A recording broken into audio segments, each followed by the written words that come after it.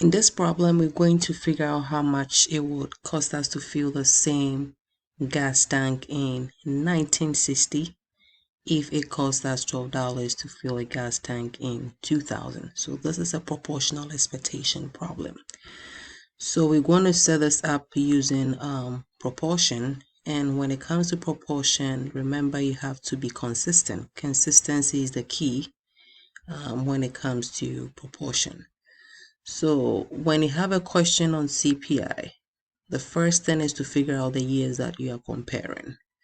So on this question, we have year 2000 and we also have year 1960. So you're going to put that down. So you're going to put the years somewhere. Okay, this is just to help you place the values in the appropriate spot. You're not going to use these years in your calculations. Now you need a price. Okay, you need a column for the price and you need a column for the CPI values. CPI values will always be given to you, like I said earlier on. So for year 2000 on the table under the price index, you have your CPI. So the price index is the CPI for year 2000. So that is 100.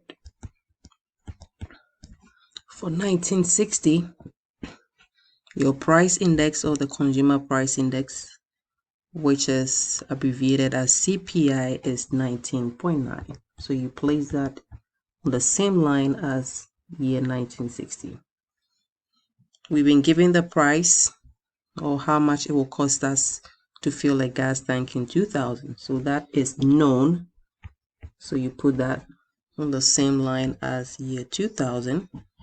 And we don't know how much it will cost us to fill the same tank in 1960. So that part is unknown. So that is what we want to solve for. Now you have all that you need to be able to solve for the unknown variable x.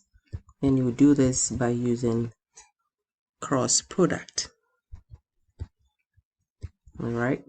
So you're going to multiply the numbers that lie diagonal to each other. You introduce your equal to sign and you're going to multiply the number that lie diagonal to the unknown variable x.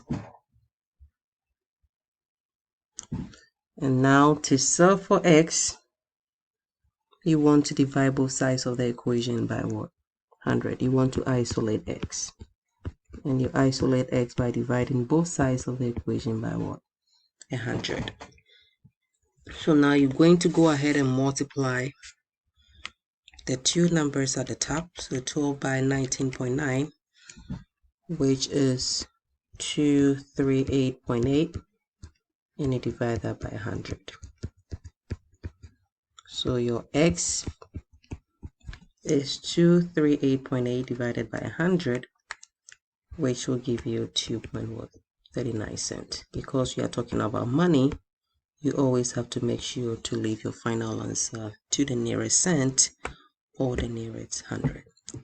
So this is how much it will cost us to fill the same gas tank in 1960 when adjusted or due to inflation. Right? I hope this helps. Thanks.